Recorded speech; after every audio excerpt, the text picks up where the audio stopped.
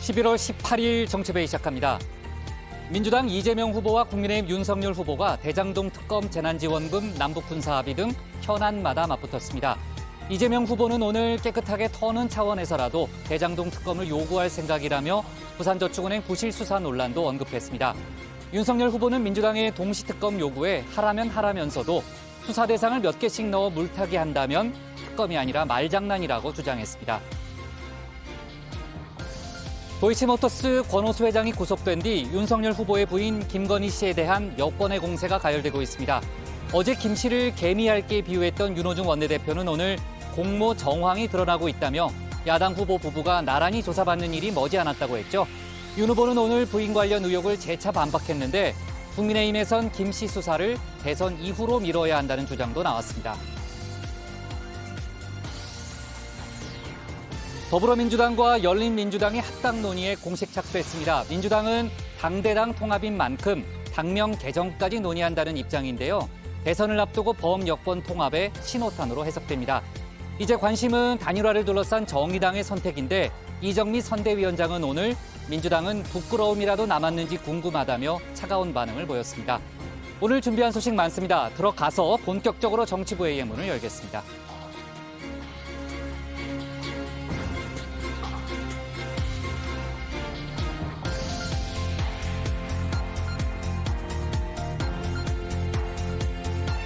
국가대표 정치뉴스쇼 정치부회의 시작하겠습니다. 오늘 회의는 신체커 박마커, 류 실장, 조멘토 백반장, 그리고 정치부회의 애청자 정의원분들과 함께하겠습니다.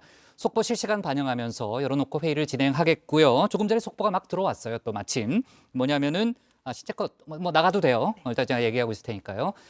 자, 이재명 민주당 후보가 조금 전에 페이스북에 글을 올렸는데요. 지원 방식 또 대상을 고집하지 않겠다라는 내용이고 전 국민 재난지원금 주장을 사실상 철회한 것으로 해석이 됩니다. 이재명 후보는 아쉽다, 각자의 주장으로 다툴 여유가 없다 이런 표현을 썼는데요. 아무래도 이제 재난지원금을 둘러싸고 당내 좀 이제 혼선도 있고 또 특히 이제 당정 마찰이 부각되면서 이재명 후보가 상당히 부담을 느낀 게 아닌가 하는 그런 생각도 듭니다. 자, 관련된 속보는 뒤에 좀 제가 좀 해보는 걸로 하고요.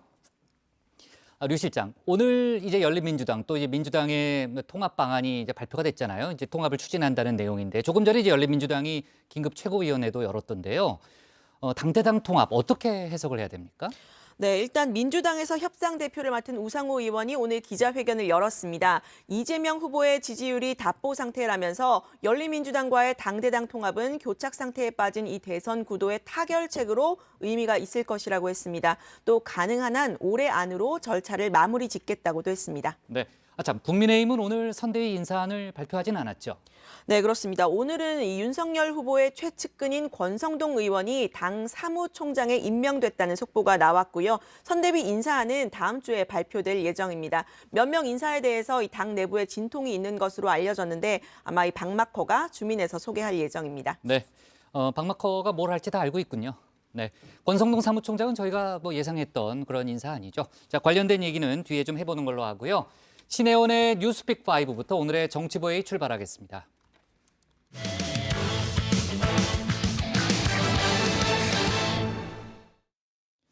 전국의 51만 수험생들이 두 번째 코로나 수능을 치렀습니다. 확진자도 자가격리자도 미리 준비된 병원과 시험장에서 안정적으로 시험을 볼 수 있게 만반의 준비를 했죠.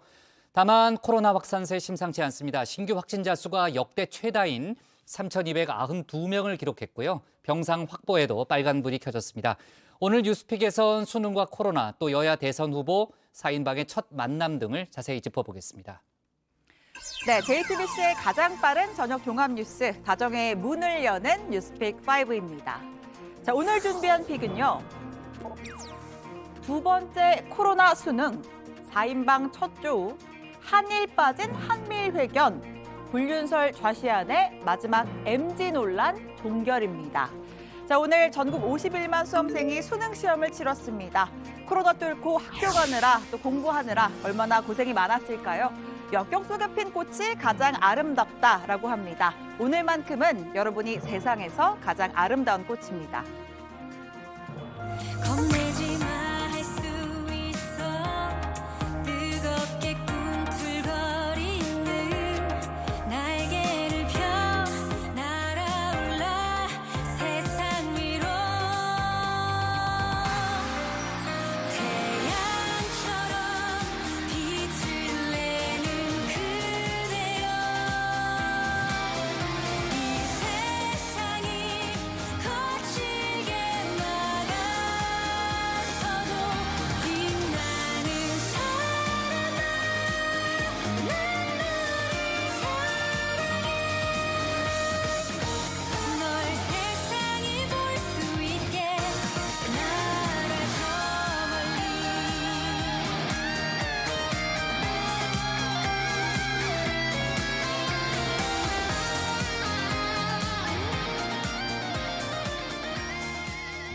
네, 언제 봐도 이렇게 가슴 뭉클한 수능날 풍경입니다. 자, 수능 10분 전에 애가 일어났어요. 경찰차 긴급 소송 작전부터 해서요. 손목시계 깜빡했다. 구청장 시계 빌려서 들어갔다라는 에피소드까지 지나고 나면 평생 잊지 못할 추억으로 남을 겁니다. 그냥 일단 마인드 컨트롤이 가장 중요하고 하던 대로 열심히 준비하면 될 것 같아요. 약간 만점자의 코스가 느껴지는데 수능을 못 봐도 기분 좋게 나올 수 있도록 열심히 하겠습니다. 네, 다행히 오늘 날씨 따뜻했습니다. 수능 한파는 없었고요. 시험 난이도도 꽤 따뜻한 편이었다고 합니다. 위수민 수능출제위원장은 예년의 출제 기조를 유지하되 선택 과목 간 유불리를 최소화하는 데 중점을 뒀다고 설명했습니다. 전반적으로 모든 영역에서 학생들의 과도한 수험 준비 부담을 완화하고 현행 교육 과정의 범위와 수준을 유념하여 출제하였으며 예년의 출제 기조를 유지하려고 하였다는 점을 다시 말씀드립니다. 정치권에서도 응원 메시지가 쏟아졌습니다. 일단 문재인 대통령은 이제 하나의 산을 넘어 꿈을 활짝 펼치길 기원합니다. 더 잘할 수 있다 이렇게 기운을 북돋았습니다. 정부로서는 안전한 수능 또 공정한 수능을 볼 수 있게 철저히 준비했다라고 했죠. 자, 민주당 이재명 후보는 이렇게 39년 전에 수험표를 직접 공개하면서 공부의 신이 축복을 받으라 24시간 동안 수험 능력이 향상될 겁니다 라고 했습니다. 자, 국민의힘 윤석열 후보는 어떤 말로도 위로가 되지 않는 외롭고 고독한 순간 저도 사시 구수를 해서 잘 안다 공감을 표했습니다. 자, 이미 새 시대의 주인공이 됐다라는 격려도 했고요. 정의당 심상정 후보는 잘해도 못해도 끝까지 응원한다. 국민의당 안철수 후보는 인생 선배로서 아빠의 마음으로 화이팅이라고 했습니다. 하지만 수험생들의 최애 메시지는 따로 있었다고 하죠. 자, 국가혁명당의 허경영 후보. 허경영이 대통령 되면 수능 폐지하고 한 과목만 시험 봅니다. 그때까지만 힘내세요라고 했습니다. 자, 시험 전에 허경영 3번 외치고 간다. 학생에게도 투표권을 달라. 자, 이런 열광적인 댓글이 이어졌습니다. 자, 오늘 코로나 현황도 짚어보겠습니다. 사실 상황이 좀 심각한데요. 신규 확진자 수는 3,292명으로 역대 최다를 기록했고 이 중에서 서울이 1,423명, 수도권 전체에서 2,583명이 나오면서 역시 또 역대 최다 기록 경신했습니다. 자, 위중증 환자 수는 506명입니다. 이틀 연속 방역의 마지노선인 500명을 넘겼고요. 사망자는 하루 새 29명 늘었습니다. 이 정부는 빨간불이 켜진 중환자 병상 확보에 총력을 기울이고 있습니다. 제일 중요한 것은 치료를 충분히 받을 수 있는 그런 병상 확보입니다. 그렇지만 조금 아슬아슬한 상황이긴 합니다. 특히 수도권은 행정명령을 내려서 그런 병상도 추가적으로 확보하겠다는 말씀을 드리고요. 자, 두 번째 픽으로 가보겠습니다.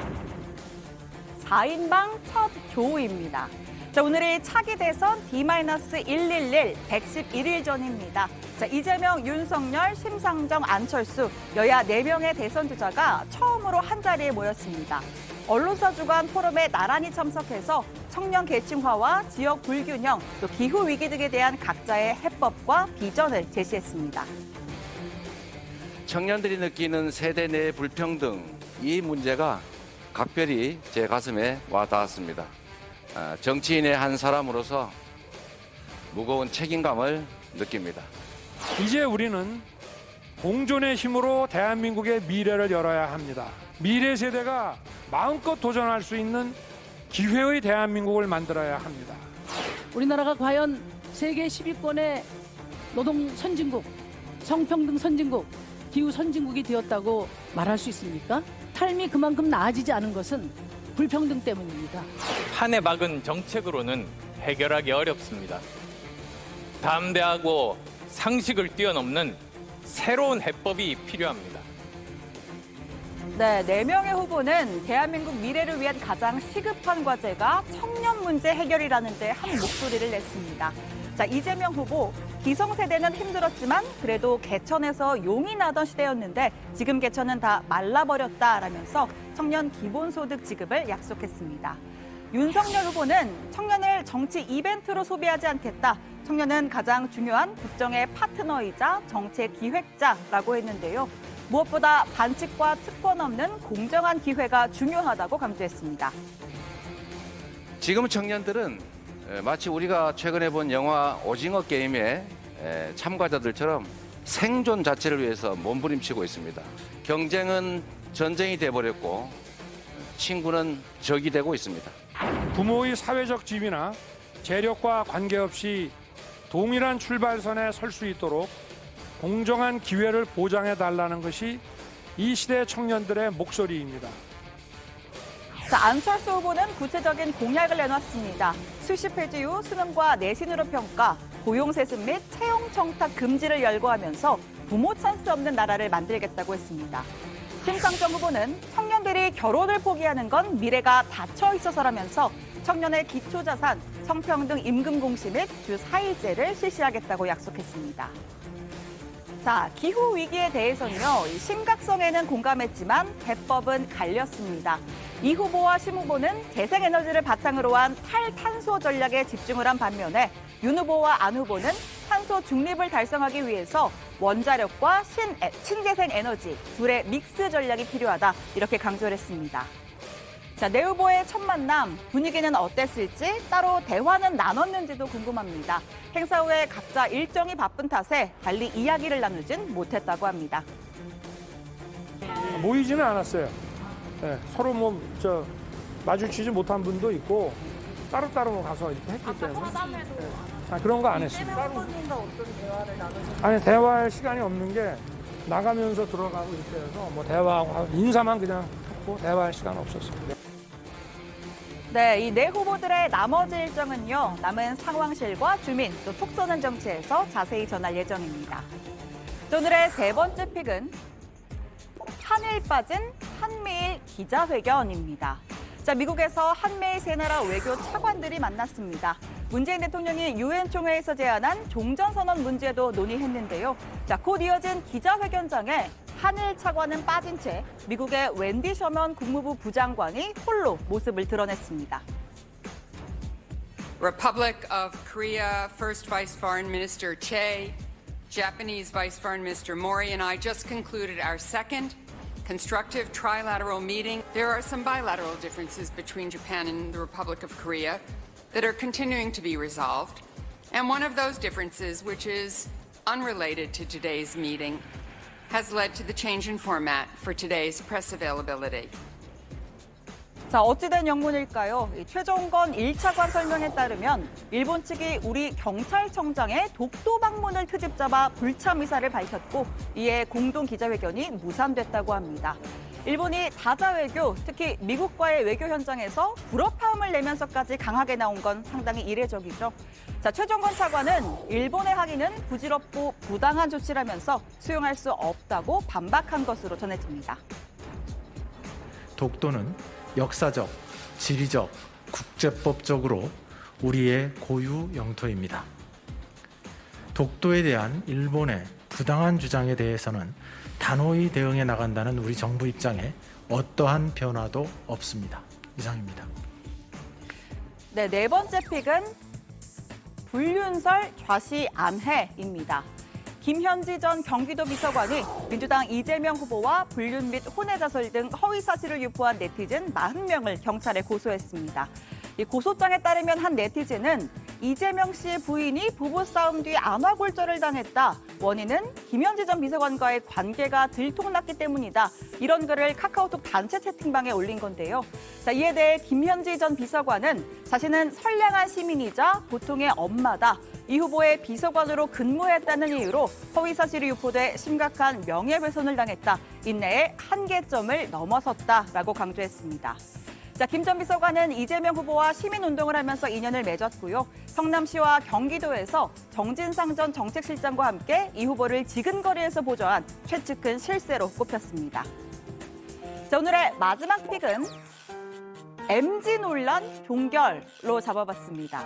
자, 최근 다정회에서 가장 핫한 논쟁이라고나 할까요? 이 MZ세대 부캐 류민지를 들고 나온 류정화 실장이 진짜 MZ세대가 맞느냐 아니냐 하는 주장입니다. 허나 신체커 백반장은 MZ세대이기 때문에 어떤 성향인지 잘 알지만요. 세대가 갈리는 우리 조멘토와 유 실장을 위해 설명을 드리겠습니다. 시사 상식이 좀 부족한 박마커가 잘못 분류를 한 건데요. 1980년에 태어난 이 조멘토부터 신체껏까지는 M세대, 또 90년대생인 백반장은 G세대입니다. 굳이 세대를 가른다면 이 복국장과 나머지로 이렇게 해야 되겠죠. 특히 저 같은 경우에는요, 별명이 류민지일 정도로 이 MZ세대가 확실합니다. 네, 1908년생인 류민지 아니 류정화 실장 오늘 아침에 저에게 기사 하나를 쭉 건네줬습니다. 81년생 최수연 네이버 대표됐다. 네이버 차기 CEO의 MZ세대 최수연, MZ세대 DNA로 조직 바꾼다. 네, 이 MZ세대인 이 최수연 실장이 5조 원 네이버를 이끄는 시대 네이버의 세대 교체가 이루어졌다는 뉴스였습니다. 유 실장은 모든 언론사가 81년생부터를 MZ세대로 본다라고 말하면서 이제 류민지 논란도 끝이라고 했는데요. 박 반장의 반론이 있다면 들어가서 한번 들어보겠습니다. 자, 여러분은 어떤 소식을 오늘의 원픽으로 꼽으셨나요? 지금까지 신혜원의 뉴스픽 5였습니다. 이제 한숨 돌리게 됐네요. 제가 중간에서 상당히 괴로웠어요. 왜냐하면 뭐 박준호 마커는 류 실장이 MZ세대가 아니라고 주장하지, 또 류 실장은 명찰까지 새로 파가지고 뭐 류민지라고 주장을 하니까요. 제가 이제 중간에서 상당히 입장이 난처했는데 이제 뭐 이 없는 거죠, 이제 박마커. 그냥 뭔가 아집을 넘어서 이제 자기 최면을 걸고 있는 거 아닌가. 아, 그래요? 그런 생각이 들더라고요. 아직 수용하기 어려워요? 네, 수용하기 어려워요. 유 실장이 마징가 Z 세대는 확실한데 네. MZ는 제가 아직도 알았어요. 근데 박마커는 왜 이렇게 유 실장한테 집착하는 거예요? 그 저는 MZ 잘 세대에 모르겠는데 대해서. 오늘 이제 수연 언니가 이제 네. CEO도 됐고 하니까 이제 MZ세대 이 논란이 좀 종결이 된 걸로 네, 봐야 되고요. 알았습니다. 좋아요. 일단 그 공식적으로는 논란을 종결한 걸로 그렇게 좀 정리를 할게요. 왜냐면 저희 엄마 아빠도 저보고 류민지라고 부르시거든요. 알았어요. 네. 자, 오늘 할 얘기 많아요. 참, 신체거. 네. 그 수능 당일마다 그 운영진들을 대상으로 국어 시험을 한번 봤었잖아요, 옛날에. 네. 오늘 안 해요? 네, 작년하고 재작년에는 제가 이제 미리 문제를 주고 한번 운영진들한테 맞아요. 풀어보라고 시켰잖아요. 근데 네. 풀 때마다 제가 항상 1등을 해서 뭐 그런 당연한 결과를 뭐 조작 아니냐 이런 의혹 제기를 하는 분들이 있었습니다. 그래서 그 조작 아니었잖아요. 네? 조작 아니었잖아요. 조작 그냥 아니었죠. 즉흥적으로 한 거였잖아요. 즉흥으로 했는데 항상 1등을 했는데 그래서 오늘은 생방송 중에 한번 문제를 풀어보려고 합니다. 아, 한다고요? 네. 지금? 네. 지금 바로 해보겠습니다. 아, 저거예요? 네, 제가 오늘 수 수능 시험 따끈따끈한 오늘자 수능 시험 문제를 한번 준비를 해봤는데요. 자, 국어 선택 과목 언어와 매체 파트에 나와 있는 한 문제입니다. 언어와 매체란 과목이 네, 있군요. 어렵지 않고 네. 아주 쉽습니다. 운영진 포함 국장도 집중해서 한번 풀어보시고요. 자, 문제 저도요? 드리겠습니다. 네, 저도요? 국장 포함입니다. 자, 문제 확대해 주실까요? 밑줄 친 서술어가 요구하는 필수 성분의 개수와 종류가 보기의 문장과 같은 것은, 자, 보기. 이곳의 지형은 외적의 침입을 막기에 유리하다. 자, 입니다. 자, 보기 5개는 각자 읽어보시고요. 지금부터 30초 드리겠습니다. 시작! 뭐예요? 답을 얘기하는 거예요? 네, 풀어보시죠. 저는 빼면 안 돼요? 자, 답을 말씀하지 마시고요. 30초 뒤에 제가 자, 하나, 둘, 셋 하면 각자가 생각한 정답을 손가락으로, 숫자로 네, 이렇게 딱 표시를 해주시면 되겠습니다. 근데 저한테 좀 미리 얘기해 줘야 되는 거 아니에요? 아니지. 저도 좀 국장의 체면이 바꿔도 있지. 되죠. 실력으로 커버가 될 거라고 생각하고요. 그 사람 카바라니. 궁금하니까 네. 맞추시겠죠. 저는 학력고사 봤기 때문에 저런 거 잘 모르는데. 바꿔도 되는 거죠? 네. 네. 사실 이게 이제 생방 중이라서 30초가 굉장히 긴 시간인데, 네, 끝났습니다. 자, 하나, 둘, 셋 하면 정답을 손가락으로 표시해 주시죠. 하나, 둘, 셋. 오, 네. 박마커 1, 복국장 1, 류 실장 5, 조멘토 2번입니다. 자, 지금 제가 기억을 했으니까 나중에 손가락 접으시면 안 되고요. 정답은 바로 1번입니다. 아, 역시. 네, 복국장과 박마커가 저는 정말 의외로 저는 찍었는데. 네, 의외로 전 찍었어요. 네. 정답을 맞추셨고요. 혹시 이거 해석까지 해주실 수 있을까요, 박마커? 왜 1번일까요? 박마커한테 지금 해석 물어보면 안 돼요. 네, 제가 간단하게만 설명을 해드리면요. 이 한국어의 문장 성분의 7가지가 있습니다. 주어와 서술어, 보어, 목적어, 부사, 뭐 관용어, 독립어 이렇게가 있는데, 이 서술어 유리하다가 완성되기 위해서 필요한 문장 성분의 개수와 종류를 따지는 문제였는데요. 자, 이 보기의 문장은 서술어 유리하다에 주어와 부사 2가지 서술어가 필요한 문장이었습니다. 여기에서 1번 문장 주어와 부사 2가지 서술어가 있는 문장이어서 1번이랑 정답이 같고요. 2번은 두 개긴 한데 주어와 목적어가 있어서 아니고요. 이 세 번째 같은 경우도 주어와 목적어가 있어서 아니고 네 번째도 주어 하나가 있어서 아니고요. 마지막 5번은 주어, 목적어, 부사 3개가 필요해서 정답이 아닙니다. 네. 네. 박마커 복국장 축하합니다. 저는 찍은 건 아니에요. 네, 제가 들어가겠습니다. 찍었다고 괜히 겸손하게 얘기를 한 거지. 국문과 부사가 중간만 아니라 부사어 아니에요. 사실 여기서 주목할 네. 만한 사실은 이 정답을 맞추지 못한 이 류실정과 조면도가 국문과 출신이라는 그렇죠. 사실이죠. 저에게는 부산은 알았어요. 사과입니다. 이제. 네, 좋아요. 자, 우리가 할 얘기 많다니까요, 오늘. 네. 자, 코로나 소식을 좀 짚어볼게요, 조멘토. 오늘 그 역대 최다 코로나 확진자가 나왔잖아요. 이제 뭐 병상 확보라든지 지금 이제 의료 대응에 빨간불이 켜졌다라는 얘기가 나오고 있죠. 네, 그렇습니다. 단계적 일상 회복, 위드 코로나 전환 이후에 확진자와 위중증 환자의 급증 조짐이 뚜렷합니다. 신규 확진자는 3,292명으로 역대 최다를 기록했고요. 이틀 연속 3,000명대입니다. 위중증 환자 수도 또 500명을 넘기면서 수도권의 중환자 병상 가동률은 78.2%, 서울은 80.2%까지 올랐습니다. 일단 정부는 대응 수단으로 부스터샷 접종 간격을 한두 달씩 앞당기기로 했는데요. 60대 이상 고령층은 6달이 아닌 넉 달 뒤부터, 50대는 5달 뒤부터 추가 접종을 받을 수 있습니다. 류 실장, 문재인 대통령이 오늘 추가 메시지를 냈죠. 네, 그렇습니다. 문재인 대통령이 단계적인 일상 회복 시작 이후에 이 확진자와 위중증 환자가 증가하는 것과 관련해서요. 정부는 방역과 의료 대응 체계를 빈틈없이 가동해서 상황을 안정화하는 데 총력을 기울여라고 지시를 했습니다. 박경미 대변인에 따르면 문재인 대통령은 특히 병상 확보가 차질 없이 이뤄지도록 의료기관에 적극적인 협조를 당부드린다고 했는데요. 또 외국의 사례를 보더라도 일상 회복의 길은 순탄하지 않다면서 우리가 숱한 고비를 잘 헤쳐온 것처럼 단계적인 일상 회복도 성공을 할 수 있도록 최선을 다할 것이라고 강조를 했습니다. 또 의료진의 노고에 감사를 표한 뒤에요. 지속 가능한 의료 체계 유지를 위한 인력 지원에 최선을 다하겠다고 약속을 했습니다. 네. 자, 오늘 한 방송사 포럼, 방송사 주최 행사에서 여야 4명의 대선 주자들이 처음으로 이제 한 자리를 같이 했는데 4명 간에 뭐 특별한 대화가 오가진 않았다면서요? 네, 그 4명의 후보가 오늘 SBS가 주관한 D포럼이라는 행사에 참석을 했는데 첫 조인 만큼 뭐 어떤 대화를 나눌지 관심이 쏠렸지만 4명이 한 자리에서 대면하지는 않은 것으로 전해졌습니다. 연단에서 차례로 마이크를 잡고 공약과 정책을 발표했는데요. 포럼 이후에도 각자 일정이 있던 터라 따로 대화를 나누진 않고 흩어졌다고 합니다. 후보들은 당초 지난 9일 전국 여성대회에서 처음으로 마주 앉을 것으로 예상이 됐었는데 이재명 후보의 아내 김혜경 씨의 낙상 사고로 이 후보가 돌연 불참하면서 불발됐습니다.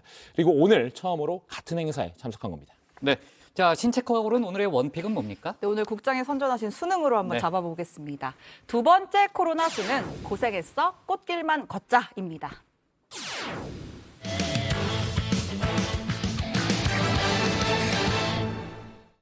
네, 이제 여야 대선 관련 소식 이어서 다뤄보겠습니다. 민주당 이재명 후보의 발걸음이 빨라졌습니다. 조금 전 전국민 재난지원금을 고집하지 않겠다, 사실상 철회하는 입장을 밝혔는데요. 선대위 쇄신을 위해 조금 전 역시 이제 초선 의원들과 간담회를 하는가 하면 어젯밤 이해찬 전 대표도 만났습니다. 관련된 내용을 국회 상황실에서 짚어보겠습니다. 네, 탄광의 카나리아라는 말이 있죠. 유해가스 탐지기가 없던 옛날에는 탄광의 강부들이 이렇게 카나리아를 데려갔다고 합니다. 유해가스에 민감한 카나리아의 반응을 보고 위험이 감지되면 탈출을 할 수 있도록 한 건데요. 내부에서부터 경고음이 울리고 있는 민주당 이재명 후보 선대위, 쇄신을 요구하고 나선 초선 의원들이 이 탄광의 카나리아라고 할 수 있을까요? 인재 영입, 청년 주도, 현장성 강화가 시급하다고 주장을 했었죠. 시장의 목소리를 대변할 수 있는 외부 인재를 영입하여 전면 배치하고 청년 정치인들이 선대위 활동을 주도하도록 해야 합니다. 당 선대위를 빠르고 날렵하고 활력 있는 조직으로. 네, 10명의 초선 의원 중에 한 명인 이탄희 의원은 오늘 선대위 직함을 내려놓겠다고 했습니다. 현장의 목소리를 듣는 너목들 위, 너의 목소리가 들려 위원장을 맡고 있었는데요. 초선의 기자회견을 한 뒤에 송영일 대표를 만났고 꼬박 3일이 지났지만 바뀐 게 없다고 한 겁니다. 대선 110일 전입니다. 이 속도로는 안 됩니다. 더 민첩해져야 합니다. 더 절박해야 합니다. 선대위에 현장성, 전문성을 갖춘 인사들을 전면 배치하고 나머지 의원들은 지역과 현장으로 가서 시민들을 직접 만나야 합니다. 현장 도는데 직책 없어도 됩니다. 네, 민주당 이 대선 경선에서 경쟁했던 후보들이 모두 다 한 자리씩 맡고 있죠. 또 169명의 의원들도 모두 선대위에 참여를 했습니다. 정작 의사결정을 할 사람도 발로 뛸 사람도 애매하다 이런 지적이 나온 건데요.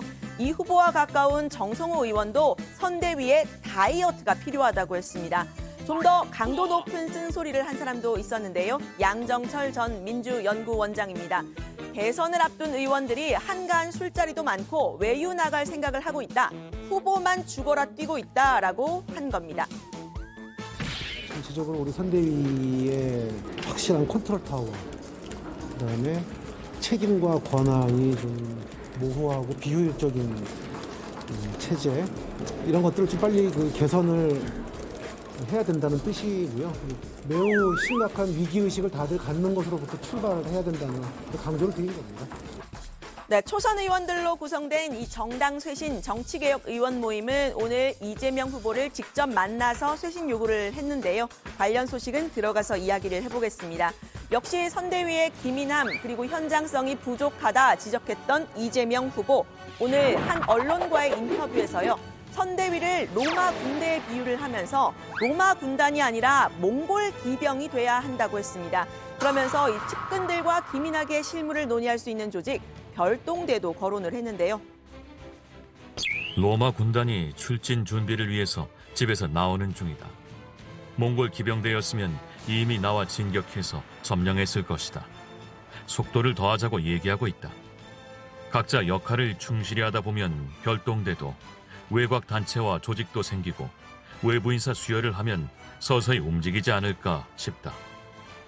네, 과거 이 대선들을 좀 살펴보면 문재인 캠프에는 이 광흥창 팀이 있었고요. 노무현 캠프에는 금강팀 같은 조직이 있었습니다. 이런 조직들을 염두에 둔 발언으로 읽히는데 보시는 것처럼 당시의 핵심 인사들이 포진을 했었죠. 이 후보의 측근이라고 하면 이 후보와 예전부터 신뢰관계를 쌓아온 국회의원 7인회, 그리고 성남시장과 경기지사 시절의 참모들인 경기 성남라인 등이 꼽힙니다. 다만 이런 별동대 중심의 운영, 소수 측근 인사들에게 권한이 독점된다 이런 약점이 있는데요. 선대위 구성에서부터 진통을 겪고 있는 국민의힘 윤석열 후보는 경선 직후에 이렇게 말을 한 적이 있습니다. 광흥창 팀이다, 금강 팀이다 하는 이런 소수 정예 체제의 대통령 선거 운동이라는 것이 결국은 집권 후에 바로 소수의 측근 인사에 의한 이 유사 독재로 늘 흐르고 대통령은 그 사회에 발생한 많은 갈등과 이해관계를 조정하는 그리고 책임을 지고 또 국가를 대표하는 역할을 하는 것이 제일 중요한 것인데 대통령이 권력자가 돼서는 저는 안 된다고 생각합니다. 네, 당 일각에서는 또 다른 해결책을 제시한 사람들이 있었습니다. 이해찬 전 대표를 선대위의 구원투수로 하는 방안을 제안한 건데요. 어제 저녁에 이 후보와 이 전 대표가 여의도에서 직접 만났다고 합니다. 이 후보가 이 전 대표에게 자문을 구하는 자리였다고 하는데요. 이미 지금 현재 상임 고문을 맡고 있는 이 전 대표가 만약에 선대위 전면에 나선다면 국민의힘 총괄 선대위원장으로 유력한 김종인 전 비대위원장의 맞상대가 될 수 있다는 얘기도 나왔죠. 이 두 사람은 가깝게는 지난해 총선에 양당의 사령탑을 맡았었는데 2016년 총선 때는 민주당에 있었던 김 전 비대위원장이 이 전 대표를 공천에서 탈락시킨 적도 있습니다. 악연의 시작은 언제부터냐면요. 이렇게 33년 전에 서울 관악을에서 맞붙은 적도 있었는데요. 이 전 대표가 이번에 직접 나설지는 미지수지만 김 전 비대위원장과는 상대가 안 된다는 주장이 나왔습니다. 민주당 윤건영 의원입니다. 88년 총선에서 서로 붙어서 이해찬 대표께서 이겼는데요. 김종인 위원장은 5번 국회의원이 되셨는데 5번 모두가 비례대표로만 맞아요. 되셨습니다. 예. 참고로 이해찬 전 대표는 국회의원 7번 당선되셨는데 7번 모두 지역구에서만 정치권에서 선거판에서 지역구와 비례는 비교 불가입니다. 그 점만 제가 말씀드리겠습니다. 네, 이 전 대표 이미 선대위 상임 고문을 맡아서 이 후보에게 조언자 역할을 하는 것으로 알려져 있죠. 후보 경선 때도 물밑에서 이 갈등을 조율하고 이재명 후보에게 힘을 실어줬다 이런 평가가 나왔었습니다. 중도 확장이 시급한 이 대선 본선에 이 전 대표가 굳이 전면에 나설 필요가 있느냐라는 의견도 나왔는데요. 조언할 게 있으면 조언해주고 코치할 게 있으면 코치하면 되지. 뭘 전면에 나설 일이. 그러고 원래 이렇게 대선 때는 다 누구나 중도 확장하려고 하는데 이해찬 대표가 별로 중도 확장에는 이렇게 좀 주특기가 아니잖아요. 네, 유인태 전 국회 사무총장은 이재명 후보의 지금 위기의 원인 그리고 해결책 다른 곳에서 찾았습니다. 지금 이재명 후보의 박스권 지지율의 핵심은 대장동 의혹이라는 겁니다. 검찰 수사 결과가 나오고 의혹을 조금 씻어내면 박빙의 승부로 갈 거라고 예측을 했는데요. 돈 잔치판이 벌어졌는데 과연 이재명 후보가 거기서부터 자유롭겠냐 뭐 이런 의혹을 많이 하고 있잖아요. 많은 국민들이. 그 수사 결과가 좀 나와서 저게 좀 풀려야 저는 이렇게 뭐 조금 현재 박스권에서 벗어나든지 그러지 않겠냐 이렇게 보여져요. 네, 검찰의 수사 결과 이 화천대유 대주주 김만배 씨와 천화동인 4호 남욱 변호사가 구속기한이 만료되는 22일에는 윤곽이 좀 드러날 듯합니다. 범죄 혐의를 확정해서 이 기소 여부 재판에 넘길지 아닐지를 결정해야 하는 시점인데요. 이 후보는 검찰 수사가 미진할 거라고 보고 특검을 강력하게 요구할 수밖에 없는 상황일 것이라고 했습니다. 제대로 수사하지 않으면 제 문제를 포함해 자꾸 의심하니 깨끗하게 터는 차원에서라도 특검을 요구할 생각입니다. 네, 윤석열 후보도 이 후보가 특검을 수용할 것이다 아니면 선거를 하기 어려울 것이다 이렇게 이야기를 했는데요. 여야 모두를 대상으로 삼는 이른바 쌍특검에 대해서도 받아들일 수 있다고 했습니다.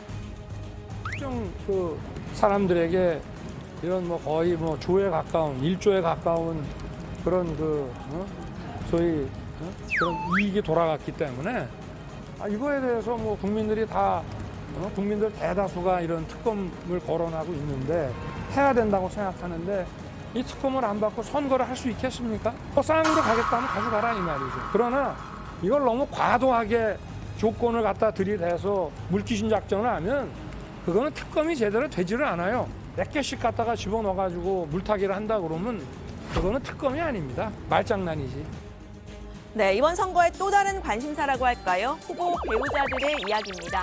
민주당은 윤석열 후보뿐 아니라 윤 후보의 부인 김건희 씨에 대해서도 연일 날을 세우고 있습니다. 도이치모터스 주가 조작 사건에 관여했다는 주장입니다. 김건희 씨의 주가 조작 적극 가담이 사실로 드러난다면 야당 대선 후보 부인이 선량한 개미들을 잡아먹는 악랄한 개미 핥기였다는 것이 드러나게 될 것입니다. 남편이 윤석열 후보라고 해서 유윤무죄, 무윤유죄가 돼서는 안 됩니다. 패밀리 비즈니스 범죄는 기득권의 뿌리 깊은 범죄입니다. 성역 없는 수사로 윤석열 본부장 비리를 국민 앞에 낱낱이 밝혀줄 것을 거듭 촉구합니다. 네, 사건의 몸통으로 지목된 권오수 도이치모터스 회장은 구속이 됐죠.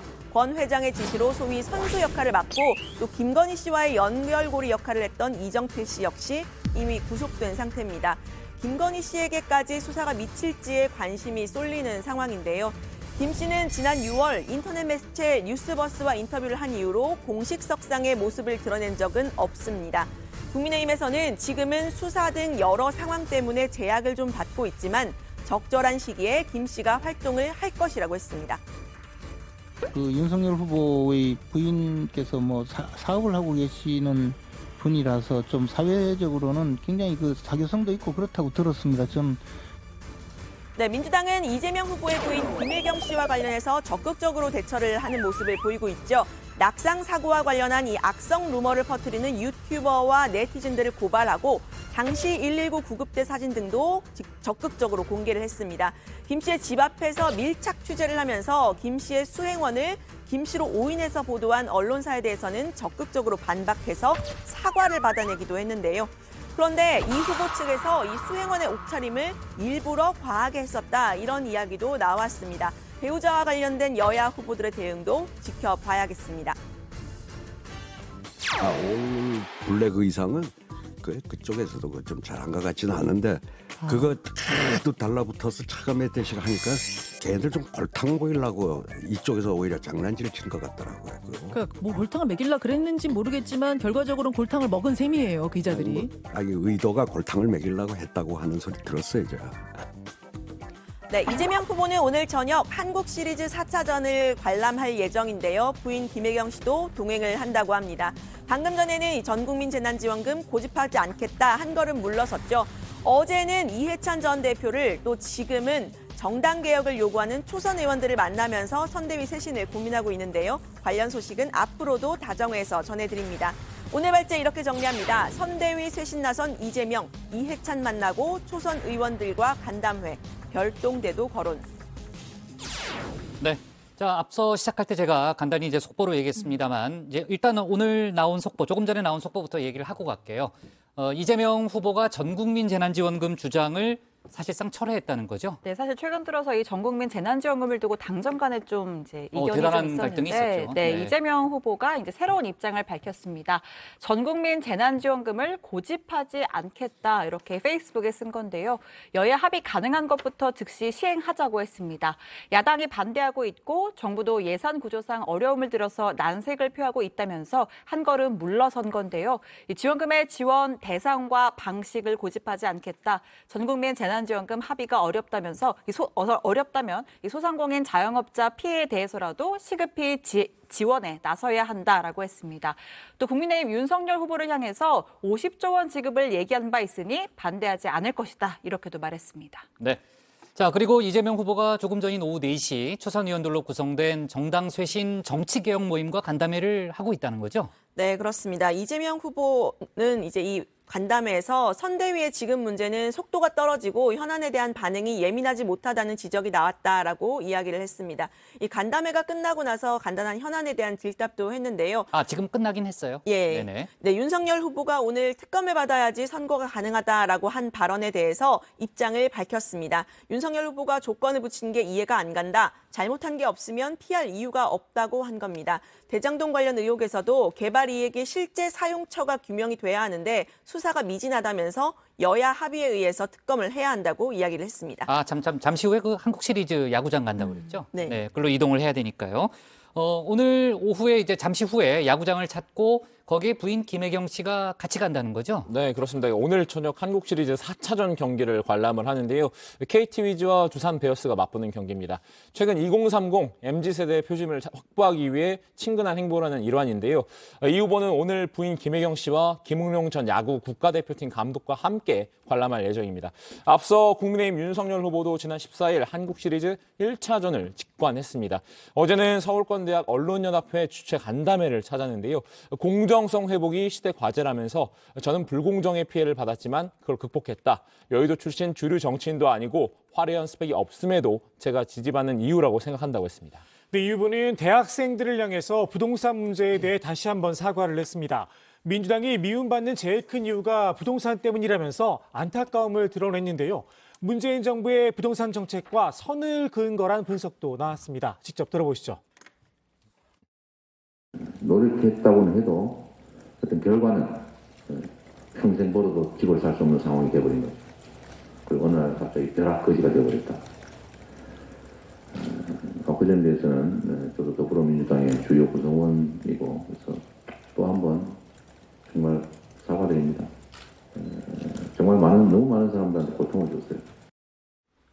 이 후보는 간담회 초반에 누군가 이 후보에게 쪽지를 건네줬다면서 학부사 가운데서 학교가 괴롭히는 곳이 있나 보다라고 말해서 장내가 조금 술렁였는데요. 이 후보는 표현의 자유는 어떤 영역에서도 반드시 존중돼야 한다면서 학교에서도 그런 건 잘 인정해주면 좋을 것 같다라고 이야기를 했습니다. 네. 자, 오늘 새로운 여론조사 결과가 나왔는데 저희가 이제 며칠 전에 소개했던 것과는 다소 패턴이 다르네요. 네, 그렇습니다. 제가 오늘 상황실에서 원래 전해드리려고 했는데 시간이 좀 부족해서 지금 전해드리려고 하고요. 엠브레인 퍼블릭 등 4개 여론조사 기관 합동 여론조사 결과입니다. 오늘 나온 조사죠. 예, 그렇습니다. 네. 11월 3주차 조사인데요. 이제 주 단위로 한 거고 오늘 나온 건데 윤석열 후보가 36% 그리고 이재명 후보가 35%로 오차 범위 내 박빙으로 나타났습니다. 일주일 전에 비하면 윤 후보는 3%포인트 떨어지고 또 이 후보는 3%포인트 상승을 한 건데요. 컨벤션 인플레이션 효과가 극대화됐던 지난주에 비해서는 격차가 줄어들었다는 분석이 나왔습니다. 여론조사 전문가들은 이 지표조사가 좀 추이를 보는데 유리한 조사라고 이렇게 평가를 하더라고요.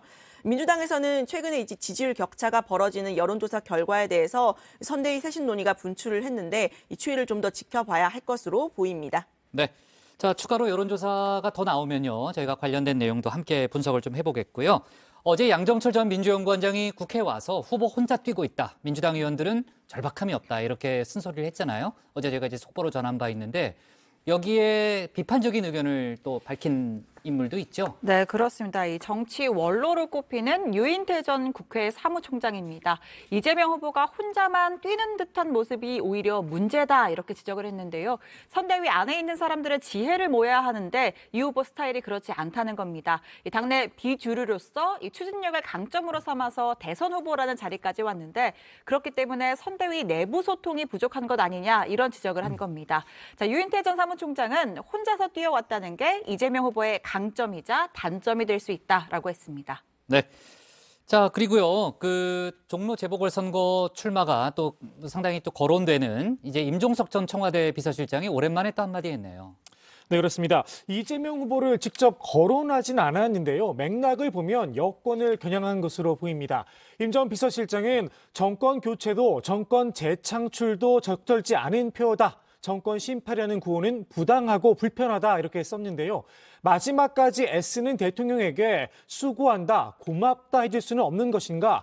거친 것들이 난무하는 강호에도 서로를 존중하는 의리 같은 것이 있으면 좋겠다라고 이야기를 했습니다. 네. 자, 앞서 이재명 후보가 이제 전국민 재난지원금에 대해서 입장을 좀 바꿨다라는 저희가 속보를 전했잖아요. 자, 아무튼 오늘 요 발표, 그러니까 페이스북에 글을 올리기 전까지는 홍남기 부총리에게 상당히 좀 날선 그런 표현을 하기도 했죠. 네, 이후에 이제 홍남기 부총리가 또 어떤 반응을 보일지 저희가 좀 관심을 갖고 지켜봐야 되겠습니다. 자, 오늘 발제 이렇게 정리하겠습니다. 선대위 쇄신 나선 이재명, 이해찬 만나고 초선 의원들과 간담회, 별동대도 거론으로 제목을 잡겠습니다.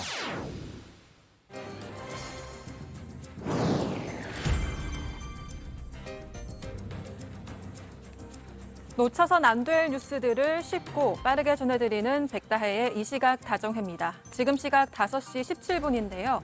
이 시각 다정회 소식들 먼저 키워드로 살펴보겠습니다. 네, 오늘은 친애하는 유정화 실장에게 긴급하게 물어보겠습니다. 어떤 키워드가 눈에 띄나요? 지금 긴급하게 물어본다고 한 거예요? 그러면 혹시 긴급 체포? 네, 역시 정답입니다. 네, 첫 번째 소식의 키워드 긴급 체포입니다. 제주 4.3 평화공원의 위령재단을 훼손하고 달아난 40대 남성 A씨가 긴급 체포됐습니다.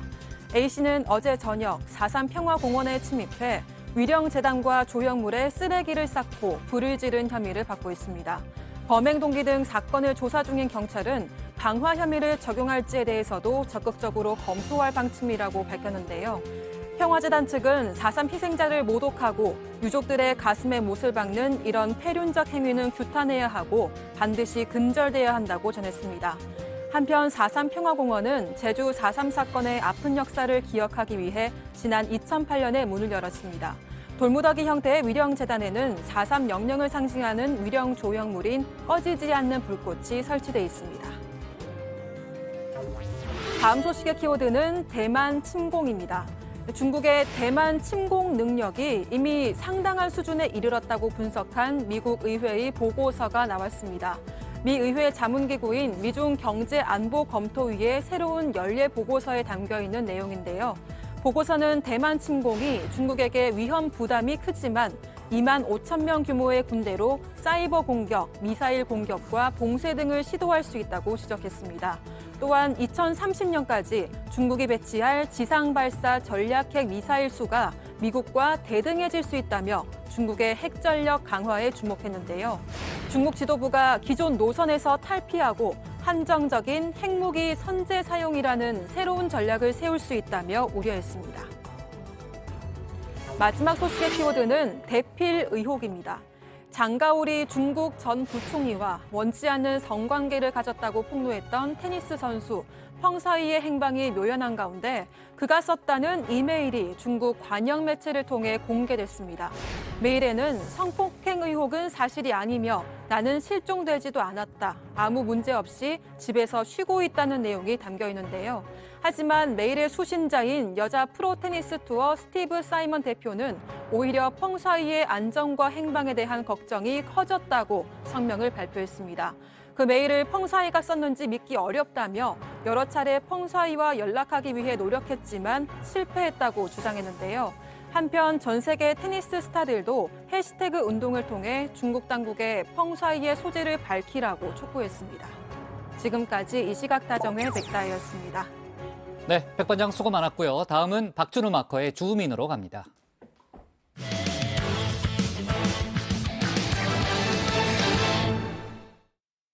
윤석열 후보와 김종인 전 비대위원장이 선대위 인선을 두고 삐걱거리는 모양새입니다. 김한길 전 새정치민주연합 대표와 김병준 전 자유한국당 비대위원장 영입 문제로 의견차가 크다는 얘기가 나오고 있는데요.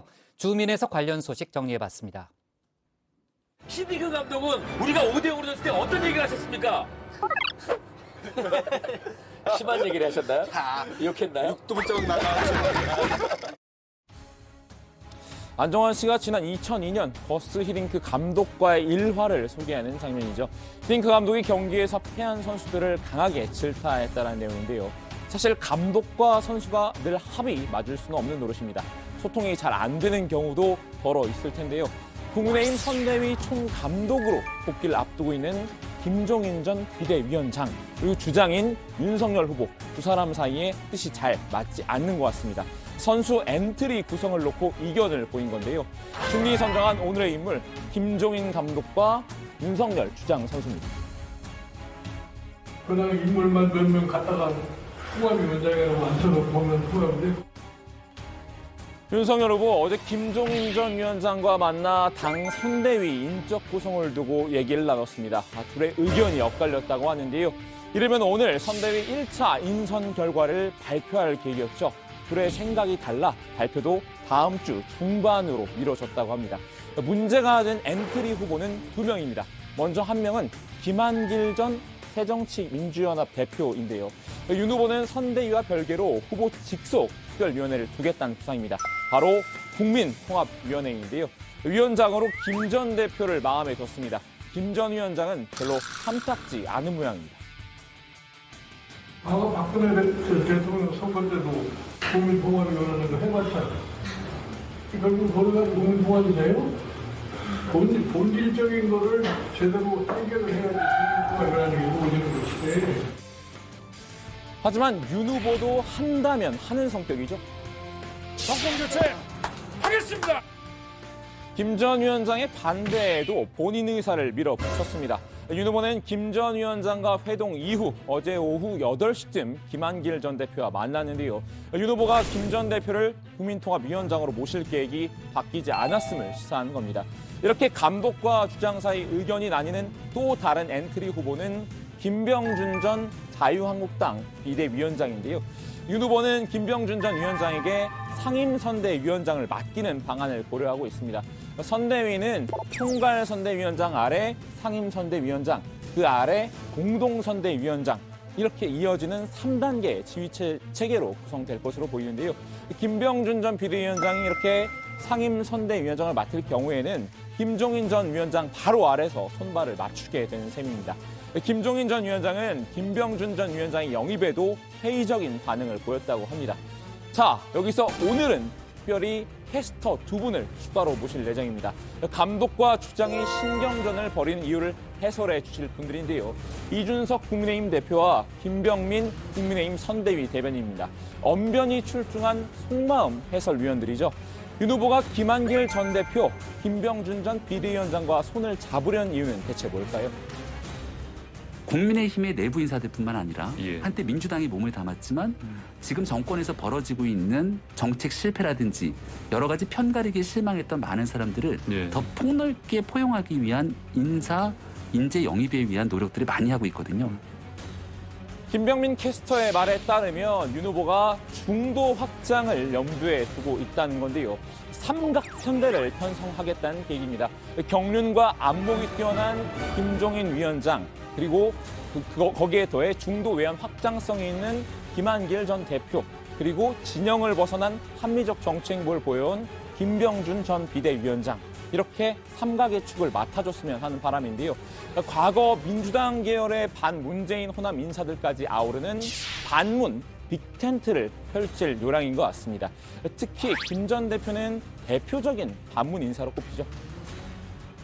에우라지 개파 이익에 집착하는 패권 정치의 틀 속에 주저앉아 뻔한 패배를 기다리고 있을 수만은 없기 때문입니다.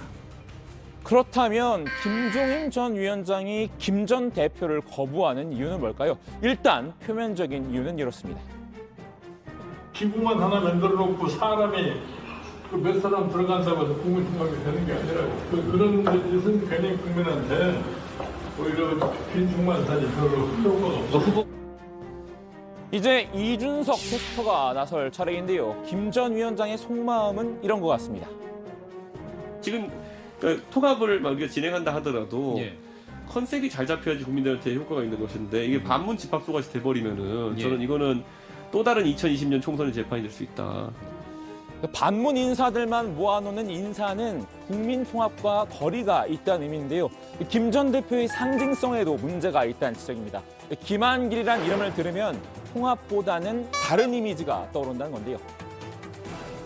김한길 대표 같은 분도 이름이 나오면은 이분은 충분히 실무도 하실 수 있는 분이라는 판단을 하는 거거든요. 그래서 좀 이제 위협적으로 받아들이는 분도 있을 수 있을 거고 단순한 그냥 통합의 의미만으로 바라보지 않는 분들이 있고 김 전 위원장이 특히 마음에 들어하지 않는 부분이 김 전 대표의 정치 이력이라는 후문도 있습니다. 김 전 위원장, 국민의당 안철수 후보와 감정이 별로 좋지 않죠? 그 사람은 내가 보기엔 좀 정신이 좀 이상한 사람 같아. 그런 안 후보와 한동안 호흡을 맞췄던 사람이 바로 김한길 전 대표입니다. 새정치민주연합 창당, 친문계에 대한 반발과 탈당, 그리고 국민의당 창당까지 안 후보와 경랑의 역정을 함께했습니다. 민주당의 60년 역사와 안철수의 새정치가 만나서 이제 새정치민주연합이라는 새 이름으로 새롭게 출발합니다. 저는 오늘 당을 떠납니다. 회색이 짙었던 지방선거를 돌파하고 나자 어렵사리 모셔온 안철수 의원을 패권 정치는 급기야 밖으로 몰아내고야 말았습니다. 김종인 대표께서 사태 결심을 하셨습니다. 사유가 분명치 않습니다. 당을 떠난 사람들에 대한 비난과 비판만 있을 뿐 야권이 이 지경에까지 이르게 한 데 대한 자기반성이나 성찰과 책임의식이 전혀 보이지 않습니다. 물론 이후에 김 전 대표와 안철수 후보도 사이가 틀어지긴 했었죠. 국민의당으로 가서 안철수 대표를 돕다가 또 거기서도 갈등이 생겼죠. 그러니까 사실은 김한길 대표께서 원래 별명이 정당 파쇄기. 그럼에도 김종인 전 위원장에겐 한때 안 후보의 절친이었던 김 전 대표가 좋게만은 보이지 않는 것 같습니다. 이번엔 김종인 전 위원장이 김병준 카드를 받지 않는 이유를 한번 알아볼까요? 이준석 캐스터의 해설 먼저 들어보시죠. 김병준 위원장이 사실 김종인 당시 비대위원장한테 굉장히 세게 들이받은 그런 인터뷰들도 있고 제 생각에는 그분 개인이 노력해서 좀 풀어야 되는 부분들이 있습니다. 두 김 전 위원장의 사이가 껄끄럽다는 건데요. 김병준 전 위원장, 한때 김종인 전 위원장을 비판하는 발언을 쏟아냈었죠. 그리고는 수시로 나타나서 하는 말이 내가 킹메이커고 뭐 지금 킹메이커는 국민이 킹메이커지 누가 킹메이커입니까? 결국은 가서 비대위원장은 지나가는 분 아닙니까? 지나가는 분 입장에서는 본인이 아무리 본인 생각만 가지고 이것저것 다 해놔봐야 소용 없습니다. 이 대표는 두 명의 김 전 위원장이 한 배를 탈 경우 항해가 순탄치 않을 것이라고 내다봤는데요. 조타를 어디로 트느냐를 두고 불협화음을 낼 수도 있기 때문입니다. 결국 주장이 고집을 꺾고 감독에게 양보하게 될 것으로 내다봤습니다. 사실 둘 간의 위계를 지금 다투는 상황이 될 수도 있기 때문에 김종인 위원장이 보통 좀 확신이 센 분이기 때문에 결국은 김종인 위원장의 의중이 조금 더 많이 반영되는 형태로 타협이 이루어지지 않을까. 자, 오늘은 국민의힘 선대위 엔트리 구성을 둘러싼 윤석열 주장과 김종인 감독의 신경전을 두 분의 해설위원을 모시고 살펴봤는데요. 감독과 주장 각각의 입장이 뭔지 이해하는 데 도움이 되셨길 바랍니다. 오늘 주민 한마디 정리합니다. 윤석열, 김종인 선대위 엔트리 놓고 이견, 김한길, 김병준 카드 받을까? 네, 일단 윤석열 후보는 선대위 인선이 순탄하게 진행되고 있다는 그런 입장을 기자들에게 계속해서 밝히고 있는 그런 상황이고요. 오늘 국민의힘이 권성동 의원을 당 사무총장으로 임명을 했는데 윤석열 후보 측의 요청을 당 지도부가 받아들인 그런 상황인 거죠? 네, 그렇게 해석할 수 있을 것 같습니다. 윤석열 후보의 비서실장을 맡아온 4선의 권성동 의원이 국민의힘 사무총장에 공식 임명됐습니다. 권 의원은 윤석열 경선 캠프의 선대 본부장 격인 종합지원본부장을 맡아서 실질적인 좌장 역할을 수행했었고요. 앞서 2016년에도 사무총장을 지낸 경력이 있는데 새누리당 당시입니다. 이 사무총장은 당의 재정과 인사권을 총괄하는 막강한 자리입니다. 오늘 당 최고위에서 권 의원을 정식으로 사무총장에 임명했습니다. 한기호 사무총장께서 지금까지 곤병정대하게 정당 사무를 운영해 오셨습니다. 그간의 노고에 정말로 감사의 의사를 표하고 대통령 선거 과정에서 후보 측과의 소통을 원활하게 진행하자는 취지로 오늘 4선의 권성동 의원을 후임 사무총장에 선임하게 되었습니다. 네. 자, 오늘 최고위에서 이준석 대표가 당내에서 들뜬 분위기가 감지된다 이렇게 얘기하면서 자중을 촉구했는데 최근에 이제 윤 후보의 지지율이 좀 높게 나와서 그런 건가요? 네, 그렇습니다. 이 대표는 최근 윤 후보가 여러 여론조사에서 높은 지지율을 유지하며 당 안팎에서 들뜬 분위기가 포착됐다면서 낮은 자세를 유지해 줄 것을 주문했는데요. 한번 들어보시죠. 최근에 우리 당의 지지율이 민주당과 상당한 격차를 유지하면서 당 전반에 다소 들뜬 분위기가 감지되고 있습니다. 그렇기 때문에 이럴 때일수록 모든 낮은 자세로 정권 교체를 위한 행보에 나설 것을 주문하겠습니다. 이 대표는 최근에 일부 여론조사 추이를 보면 조정 국면에 접어드는 추세도 보인다면서 우리 후보의 경쟁력에 대한 부분이 아니라 기술적인 조정이기 때문에 다들 동요 없이 목표인 정권 교체를 향해 정진했으면 한다라고 밝혔습니다. 이 대표는 선거대책위원회 출범과 향후 계획에 대해서도 입을 열었습니다. 최근 선대위 출범을 위한 논의가 진행 중이라면서 선대위가 출범하면 곧바로 2030 세대에 대한 적극적인 소통을 재개해서 강화하고 무엇보다 우리 후보에게 오랜만에 높은 지지율을 보내주고 계신 전라도 지역 국민의 새로운 방식으로 직접 접촉을 준비하고 있다고 밝혔는데요. 이 대표는 보수가 새로워지고 곱지 않은 시선을 보낸 분들의 마음을 얻는 게 선거의 확장성이고 지름길이라고 믿는다고 강조했습니다. 네, 홍준표 의원 같은 경우에는 자신이 만든 청년의 꿈이란 플랫폼에서 활발히 활동 중이잖아요. 근데 상당히 좀 날선 당을 향해서도 좀 비판의 발언도 하고 있는데 김종인 전 비대위원장은 아날로그 시대에나 어울리는 그런 사람이다 이런 평도 있었고 어제 저희가 얘기했습니다만 윤석열 후보가 당선되면 대한민국이 불행해진다 이런 표현까지 썼는데 이준석 대표가 오늘 홍 의원에 대해서 한마디 했다면서요. 네, 이준석 대표는 이 홍준표 의원이 경선 후유증이 있는 것 같다면서 적절한 선을 찾아야 한다고 했습니다. 들어보시죠. 결과에는 승복한다는 표현을 하셨지만은 아무래도 선거 뒤에 후유증이 좀 있는 것 같긴 합니다. 결국 홍 대표도 보수 진영에서 보수층 지지자를 기반으로 정치하는 분인데 적절한 선을 찾지 않을까 싶습니다. 그때 후보는 최대한 노력을 기울여야 되고 홍 대표는 거기에 좀 부응해야죠. 네, 홍 의원이 또 윤 후보의 전화를 안 받고 있는 데 대해서도 어제 박마커가 이제 노래까지 틀면서 이제 이야기를 했었는데 5번 전화했다고 본 것 같은데요. 예. 네. 이 대표는 이 부분에 대해서도 이제 이야기를 했습니다. 윤 후보가 계속 노력을 기울이는데도 불구하고 홍 의원이 그렇게 나온다고 하면 여론이 홍 의원에게 안 좋게 돌아갈 가능성도 있다고 지적을 했습니다. 네, 그리고 이 대표가 윤 후보의 아내 김건희 씨의 등판 시기를 묻는 질문에도 답변했는데요. 아직 적응 시간이 필요하다라고 했습니다.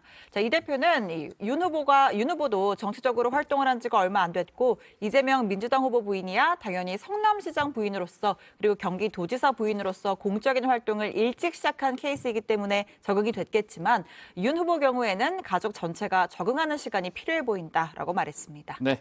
자, 홍준표 의원이 뭐 지금 분위기로라면 이제 선대위에 직접적인 힘을 글쎄 뭐 보탤 분위기는 아닌데 어제 뭐 김재원 최고위원 같은 경우에는 지금 뭐 청년의 꿈 자체가 돕고 있는 것이다. 뭐 이런 또 해석을 해놓기도 했습니다. 홍주표 의원 같은 경우에는 오늘 이제 후보 교체론이 커지면 다시 등판할 거냐라는 그런 질문을 받고 글쎄라고 또 답을 했더라고요. 네. 자, 좋습니다. 오늘 주민 제목 이렇게 정리하겠습니다. 윤석열, 김종인 선대위 인선 두고 삐걱. 김한길, 김병준 영입 성사될까로 제목을 잡겠습니다. 다음은 조익신 멘토의 톡 쏘는 정치입니다.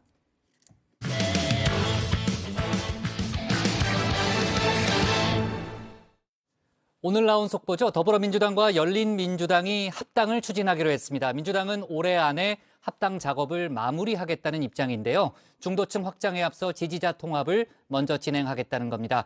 열린민주당도 조금 전에 긴급 최고위원회를 열었는데 관련 내용을 조익신 멘토가 정리했습니다.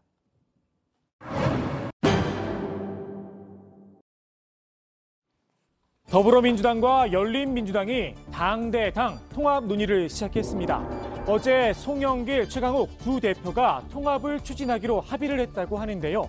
민주당 측 협상대표는 4선에 우상호 의원이 맡기로 했습니다. 흡수통합의 경우라면 기존 당명을 쓸 수도 있고 뭐 그런 건데 지금은 당대당 통합으로 그렇게 진행하는 거니까 그 당명, 기타 아까 말씀드린 구체적인 방법들에 대해서는 차차 논의되는 대로 말씀드리도록 하겠습니다. 열린민주당도 오늘 긴급 최고위원회를 열어 내부 논의에 착수했는데요. 합당을 전제로 한 추진이 아닌 합당 여부를 논의할 협상단을 구성하기로 했다고 밝혔습니다. 열린민주당은 당원이 결정권을 가진 정당이라며 당원의 뜻을 모아 협상에 가겠다는 겁니다. 협상 단장으로는 정봉주 전 의원을 내세웠습니다. 두 당 사실 한 뿌리에서 나왔죠. 지난 총선 때 아웅다웅 다툼을 벌이기도 했는데요. 우린 효자다. 그런 자식 둔 적 없다. 신경전을 벌이다. 급기야 이런 말까지 나왔었죠. 그 선거가 끝나면 DNA 검사를 통해서 한번 확인을 해보시죠. 금방 확인될 것 같습니다. 다시 한 가족이 될 듯 싶은데요. 지난 총선 당시 제가 해놨던 뻔한 예언이 이제서야 실현되나 봅니다. 지금은 민주당이 열린당을 두고 그런 자식 둔 적 없다 홀대하고 있지만 어느 순간 입장을 바꿔서 I am your father. 내가 네 애비다 나설지도 모르겠습니다. 이번 통합 결정엔 이재명 후보의 의지가 강하게 작용했다는 후문인데요. 열린민주당 지지자들 이른바 강성 친문으로 분류가 되죠. 범여권의 지지층을 하나로 결집시키겠다. 집토끼 잡기에 나선 겁니다. 민주당은 최근 문재인 정부와 차별화를 시도했었죠. 저는 이재명 후보가 당선되는 것도 새로운 정권을 창출하는 것이다. 문재인 대통령께서 다시 출마하는 게 아니잖아요. 임종석 전 대통령 비서실장은 애쓰는 대통령에게 고맙다고 해줄 수는 없느냐 불편한 심기를 고스란히 드러나기도 했는데요. 열린민주당과의 이번 통합 결정 단순한 파이 키우기인지 아니면 이재명 후보와 민주당이 전략을 바꾼 건지는 조금 지켜봐야 할 듯 싶습니다. 관련해서 오늘 여론조사 결과가 하나 나왔는데요. 정권 심판론이 47%, 국정 안정론이 41%로 집계가 됐습니다. 2주째 격차가 줄어들고 있는 겁니다. 민주형제당의 통합, 그 다음 행보도 관심인데요. 정의당의 심상정 후보와는 연정 같은 그런 가능성까지 발전할 수 있을까요? 글쎄요, 지금 그런 말씀을 드릴 단계는 아닌 것 같고요. 민주당이 열린민주당과 같이 힘을 합해서 승리할 수 있도록 최선을 다하겠습니다. 다음은 정의당과 연대가 아닐까 싶기도 합니다. 앞서 이재명 후보는 위성정당 방지법을 고리로 먼저 손을 내밀었죠. 비록 심상정 후보가 단일화의 단자도 꺼내지 못하도록 미리 못을 박았지만 말입니다. 정치개혁 특위에서 우리가 주도해서 이런 위성정당은 불가능하도록 소수 정당들도 상응하는 자기 의사를 표출할 수 있는 기회를 부여하는 게 좋겠다는 생각이 들고. 무슨 뭐 단일화니 또 무슨 이런 정치공학적인 계산에서 나온 얄팍한 계산이 아니게 되기를 바랍니다. 그렇게 접근했다면 그것은 국민들을 두 번 우롱하는 것이다. 이런 말씀 꼭 드립니다. 심 후보가 완주 의사를 거듭 밝히는 이유, 정의당의 명운이 달려있기 때문입니다. 내년 대선 뒤엔 지방선거도 예정돼 있죠. 지난 총선을 거치며 위축된 당세를 회복하려면 대선에서 먼저 확실한 존재감을 보여야 합니다. 그래서일까요? 선대위도 위원장 숫자로만 보면 메머드급입니다. 무려 16명이나 됩니다. 듣고 무슨 정신 나간 짓인가 싶었어요. 의석 6석의 정당이 뭐 그렇게 그 직함이나 타이틀이 중요해서 뭐 전현직 대표, 의원들, 부대표 다 해가지고 16명씩 선대위를 주느냐. 그것도 이제 뭐 나름 자리고 그것도 일종의 이제 이 권력이니까 그런 권력 나눠먹기가 굉장히 중요했나 봅니다. 권력의 문제다. 강한 내부 비판이 제기가 됐는데요. 이재명 후보 입장에서 보면 후보 단일화의 돌파구가 될 수도 있겠다는 생각이 듭니다.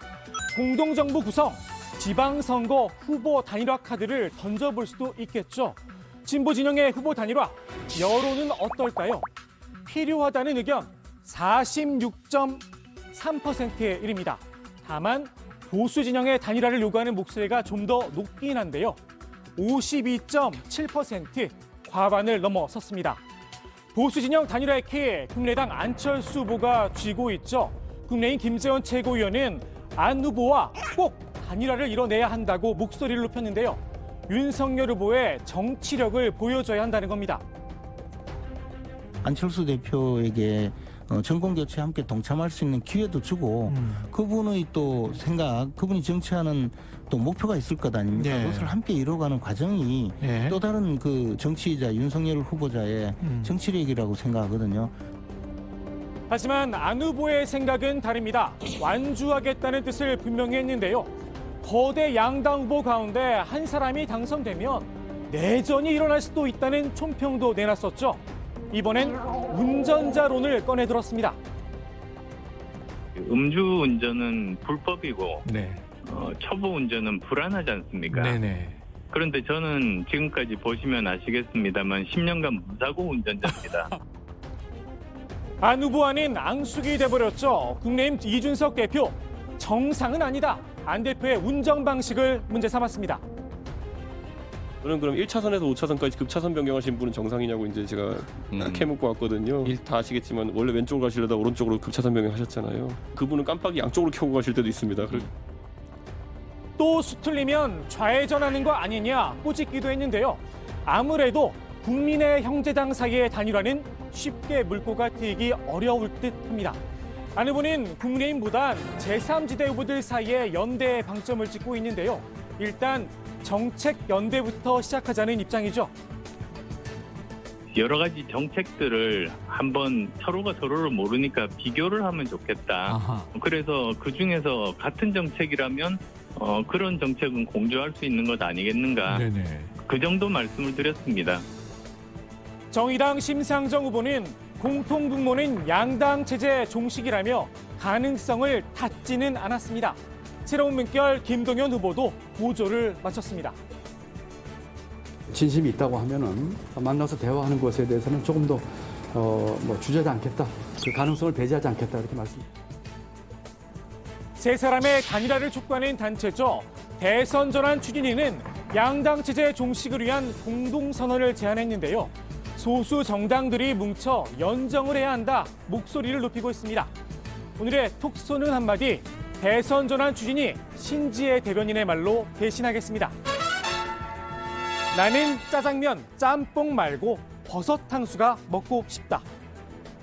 네. 자, 민주당, 더불어민주당과 열린민주당이 당대당 합당을 추진하기로 했습니다. 물론 방향을 정해놓고 가는 건 아니라는 게 이제 열린민주당의 입장인데요.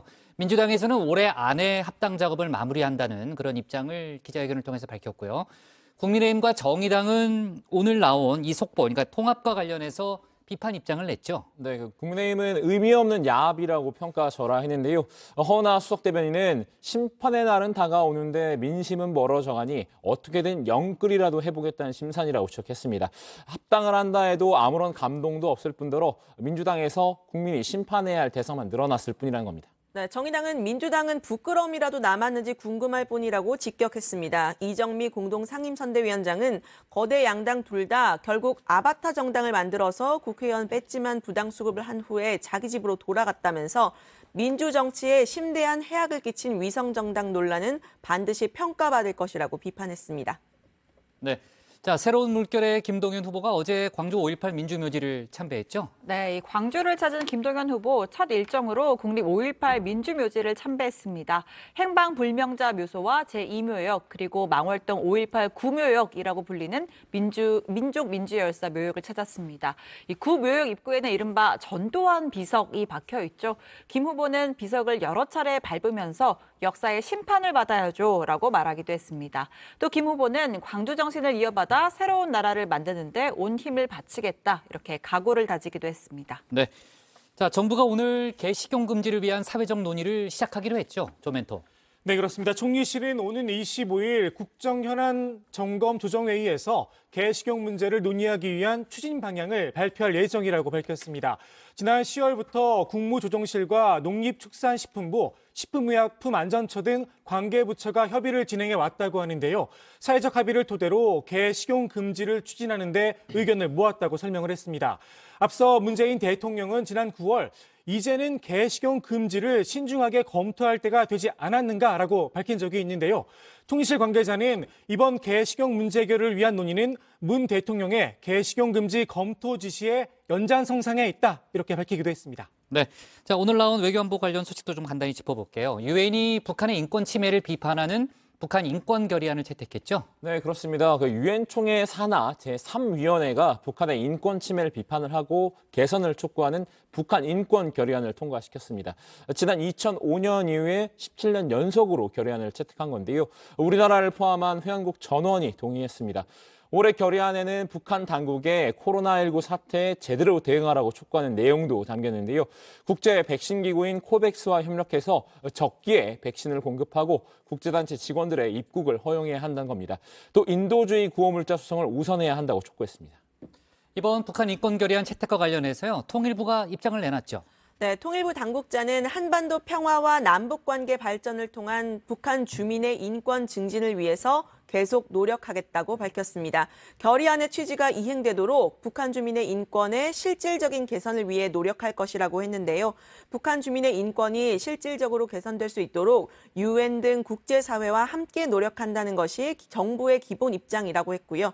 또 이를 바탕으로 해서 지난해에 이어서 올해도 결의안 전원 동의 채택에 동참을 한 것이라고 설명했습니다. 네, 아까 보니까 북한이 이번 결의안 채택에 반발을 하더라고요. 네, 주 유엔 김성 북한 대사는 인권 보호와 증진과는 무관한 정치적인 책략이라면서 단호히 부인한다라고 반발했습니다. 결의안에 열거된 인권 침해는 북한에 존재하지 않는다라고 주장했는데요. 대북 적대시 정책의 산물이라고도 했습니다. 인종차별과 경찰 폭력을 예로 들면서 미국과 서방 국가들이야말로 최악의 인권 침해 국가들이다 반격하기도 했고요. 자, 이런 가운데 미국 국무부는 매년 지정하는 종교자유 특별 우려국 명단에 북한을 20년째 포함시켰습니다. 네. 자, 그리고 이제 조금 전에 나온 여러 가지 소식들을 좀 정치권 뉴스를 보니까요. 황교안 전 미래통합당 대표가 오늘 기자회견을 열고 부정선거 방지 국민연합을 발족했다라는 그런 내용을 밝혔네요. 그러니까 선거 정의를 반드시 지켜내겠다. 그러니까 계속해서 이제 선거 부정 관련된 주장을 해왔잖아요. 이제 총선에서도 문제가 있었고 또 최근에는 국민의힘 경선 과정에 뭔가 좀 문제가 있었다라면서 법원에 가처분 신청을 내기도 했는데 법원이 기각했죠. 네, 황교안 전 대표가 이제 선거 부정과 관련된 주장을 계속해서 이어나가고 있고 오늘 관련된 범국민연합 단체도 발족했다는 그런 소식도 들어왔습니다. 자, 오늘 톡 쏘는 정치 이렇게 정리하겠습니다. 더불어 열린 형제당 합당 논의, 범여권 총결집, 다음은 정의당으로 제목을 잡겠습니다. 네, 오늘 정치부에는 여기까지 하겠습니다. 한국 시리즈가 몇 시라고요? 6시 반. 6시 반이요. 네. 김혜경 씨가 오늘 공개석상에 이제 처음 모습을 드러냈는데 관련된 얘기는 저희가 내일 좀 해보는 걸로 하고요. 백반장 왔네요. 네. 뭐 할 얘기 없어요? 정치부의 사랑합니다. 네, 그래요. 아니 근데 왜 그 박마커하고 조멘토한테는 힌트를 안 주는 거예요? 두 사람한테는 줘요? 힌트 원하시나요? 아니, 뭐 어차피 답정너라서 더 받자. 네, 알았어요. 네. 좋습니다. 여기까지 할게요. 저희는 내일 오후 4시 반에 다시 찾아뵙겠습니다. 네. 류민지 국민의힘 실장, 주제예요. 류민지 뭐예요? 류민지 실장님은 그 홍준표